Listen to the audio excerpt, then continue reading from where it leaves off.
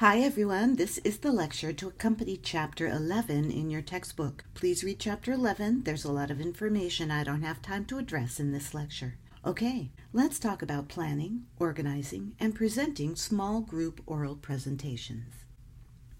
Our case study in this chapter revolves around a group of students in a class just like this one.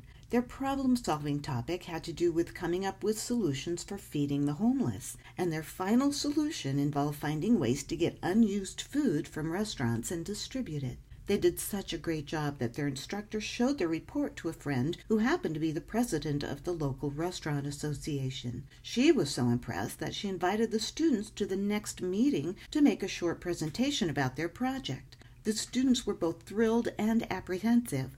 What would be the best way for them to present this information to the association? While the story really doesn't have an ending here, it does bring up some important points. Sometimes the end result of a group's work is a written report that is simply turned in, but more often a group will be required to present their findings in some way. For the student group, their project had the potential to go far beyond the classroom and out into their community if they could figure out how to present that information effectively to people with the power to put their ideas to work. Just like them, you need to know the process involved in creating and presenting interesting and effective oral presentations. So let's talk about the steps involved in this process. One of the first things you have to do for each group assignment is hold a meeting to start the planning process. Lay out a schedule for the completion of different portions of the presentation and make sure you have enough time to get everything done. These are some things you need to consider. Who's your audience? Obviously, in our case, the rest of the class and I constitute the audience, but you may not always know exactly who your audience will be. So the group will need to discuss this. Who are these people? How much do they already know about the topic? What are their attitudes towards it? Do we need to do some research, interview some potential audience members? Are they coming to the presentation of their own free will? In other words, are they a voluntary audience? Or are they required to attend your presentation as part of their job or for some other reason? That's an involuntary audience. Knowing this information about your audience can help you relate to them more effectively. Then you need to find out about the logistics of your speaking situation. Where and when will the presentation be held? How big is the audience? Where will your group be situated? Are you all standing or sitting? Is the room big enough to need a microphone? Is there a computer, projector, or other AV equipment? You know what our classroom looks like and how it's set up, but that's not always the case, and you don't want any last-minute surprises, so it's a good idea to find these things out in advance. You also need to understand the main purpose of your presentation. There are generally three main purposes for any presentation: to inform, to persuade, and to entertain. Your group identity project is informative in nature. You'll be informing us about who you are as a group. The problem-solving panel discussion is persuasive in nature. You'll be attempting to persuade the audience to accept your particular solution to a serious local problem as the best one. And your final assignment, the group case study presentation, is an entertaining look at something you learned or experienced in your group interactions. They are actually quite a lot of fun to watch. As far as your topics are concerned, often in work groups your task or topic is assigned to you and is part of why the group was formed. That's not always the case, however, and sometimes you have to rely on your interests and skills of the group and brainstorm to come up with good ideas. For the group identity project, you'll need to come up with a group name, motto, and logo that represents who you believe you are as a group. That will take some creativity and discussion on your part. For the problem-solving panel discussion, you'll have to decide what local problem or issue is important enough to devote your panel to, and you'll have to write and act out your case study to reflect something you experienced in the class. For each of these, you have to keep the time limit in mind. It's always important to keep within specific limits. A presentation that's too short is probably leaving out important information. One that's too long is often boring and needs serious editing. You will also need to look at each individual member's strengths and weaknesses. Are there strong, confident speakers in your group? There's probably at least one. Most people have some level of communication apprehension, and one of the good things about group presentations is that people often feel better knowing that they're not the only ones speaking. The more confident ones can help and support members who are not so confident. But you may decide to assign certain parts of the presentation to certain people depending on their skills. You'll also have to look at what kinds of supplies you might need, like handouts, tape. Will you have visual aids? What are they? What kind of equipment might you need? While we have access to pretty much everything you would need for visual aids, that's not always the case. So you would either need to make sure things are available or bring them yourself. In this class, the end result of all your group assignments is a presentation of some kind. We use the symposium format for the group identity project and the panel discussion format for the problem-solving panel discussion assignment. Symposiums are presentations in which all the presenters speak separately. Each person takes a specific portion and presents that portion. The group chooses a moderator who chairs the symposium and introduces each person in turn. Then that person presents for a predetermined amount of time. Usually the presenters are seated, and each of them gets up when introduced and presents their portion. When you practice, you should practice with the physical arrangements you're going to use during the presentation. Panel discussions, on the other hand, are more interactive in nature. While there is a moderator leading the discussion, each person on the panel has a particular part to play. Each of you becomes a bit of an expert on your particular part of that topic, and the moderator will lead the group members through the parts of the problem-solving process that you're going to be using in this assignment. Usually, panelists are sitting at a table facing the audience, and there's often discussion between the moderator and the panelists, as well as between the panelists themselves. Again, you'll need to decide on a moderator, and it should be a different person than the group identity project moderator, just to give several people a chance to moderate. This is less presentational and more conversational and can be a challenge, but it's well worth it. There is another popular type of group presentation that we simply don't have time to do in this class, and that's a forum discussion. It usually happens after either a symposium or a panel discussion.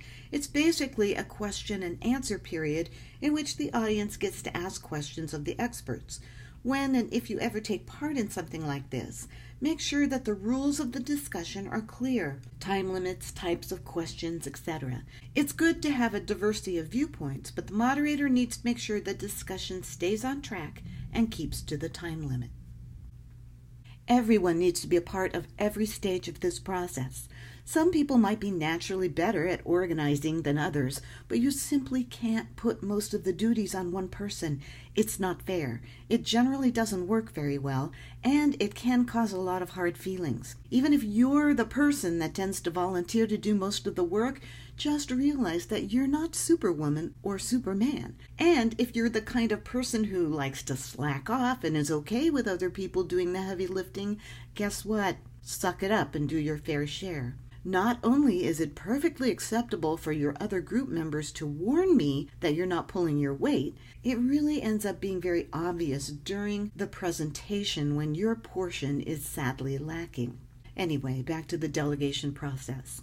This is usually pretty democratic. People generally understand what they're good at and what they can contribute, and between all of you, you can figure out who will be doing what part of the presentation. Of course, that has to do with verbal delivery, but also someone will need to be in charge of any audio-visual aids that you'll be using during the presentation. Once everyone knows what they're going to be doing, then group members can start to do individual research for their specific part. For the group identity project, that might involve background research about each person in the group, about the particular name that you've chosen, the meaning of particular parts of your logo, and what your motto might mean. For the problem-solving panel discussion, you're actually required to do in-depth research and create what's called an annotated bibliography with different kinds of supporting material. You'll need examples of what you're talking about, statistics showing the extent of the problem, and testimony from experts regarding the issues and solutions to those problems. You'll need to find good, solid evidence that your audience will see as credible. You'll also need to find good visual aids that help the audience understand the points you're trying to get across. Most people think of PowerPoints and pictures as typical visual aids, but really the sky is the limit. Anything that helps put your ideas in the mind of the audience qualifies. Certainly for your group identity project, a picture of your logo is necessary. You can't just describe it to us. You have to show it to us. Will that be a picture on a poster board, a slide of your artwork, a handout you give to everyone? Will you put your motto on it too? These are things that you need to think about. For the problem-solving panel discussion, you'll need to find or create things that support your claim. You'll need graphs with statistics on them, maybe photos that show the problem, or a video of an expert talking about the problem. If you use video, remember it can't be very long as it's going to take up too much of your precious time, but a short video can be very effective. If you've previously taken a public speaking class, you're familiar with the basic structure of a speech: introduction, body, and conclusion.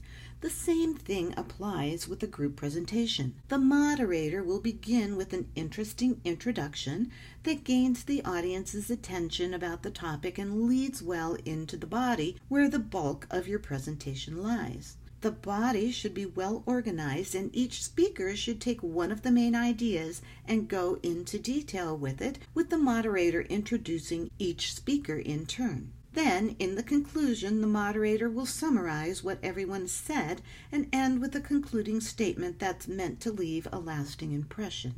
You'll probably need at least one meeting that is dedicated just to getting everything organized and put the speakers into the correct order. So now you're ready to actually deliver the presentation. Make sure the language you've chosen while creating your part of the presentation is clear, understandable, interesting, and appropriate to the topic and occasion. As you're speaking to a general college audience, I would avoid profanity and slang without good reason to be using it. Remember, your audience needs to both understand you and accept your ideas. How you deliver your part of the presentation depends on what you're doing. Manuscript means reading word for word, probably the easiest but most boring kind of delivery. We all know you can read, but can you really speak to us? Memorization isn't really practical for our purposes, but it can sometimes be an effective way of presenting information. Impromptu means you just come up with things to say off the top of your head with no preparation, which isn't really what you're going for here either. The last delivery style, extemporaneous, is the best type of delivery for this class. It means you've carefully prepared and practiced, and you're looking at your notes while you speak, but you're not reading everything, so that can allow you to have an impromptu thought to add as long as you stick to the general script. Extemporaneous speaking is much more interesting to watch and listen to than any of the other delivery styles here, and it allows you to be much more interactive with your group members and the audience, so it's the one I recommend. Regardless of your delivery style, you absolutely must practice, both individually and as a group. You need to understand the flow of your own portion of the presentation, and you can only do that by actually saying the words you've written out loud. And the group as a whole must be comfortable with the flow of the entire presentation, so you all need to practice together. And don't forget to time yourself. It's easy to go over time. Be willing to edit yourself down to keep the group within the time limits.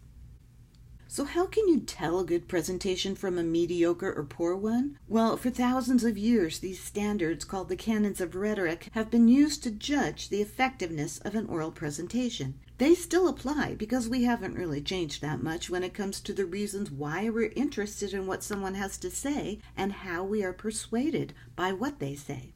The first canon is invention. How is the presentation put together? Does it meet our expectations as far as a topic we can relate to? Does it fit within the allotted time limit? Is it interesting to us? The second canon is arrangement. Was it organized well in a way that was easy for us to follow? Did it capture our attention and lead us effectively through all the information? Did the speaker stick to the topic? Did the moderator help lead us through the presentation? Style. The manner in which the presentation is delivered. Was the language clear and easy for us to understand? Was it also interesting and vivid and help us understand the points being made? Was it appropriate for the topic and the occasion? And finally, delivery. The presentation itself. Did the speakers maintain eye contact with us?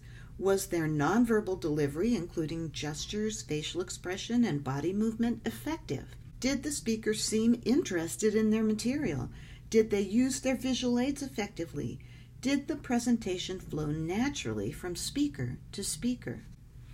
Most of the work you do in your group will involve planning, organizing, and delivering presentations. Now you know the basic process of putting one together. This is the end of the lecture on Chapter 11.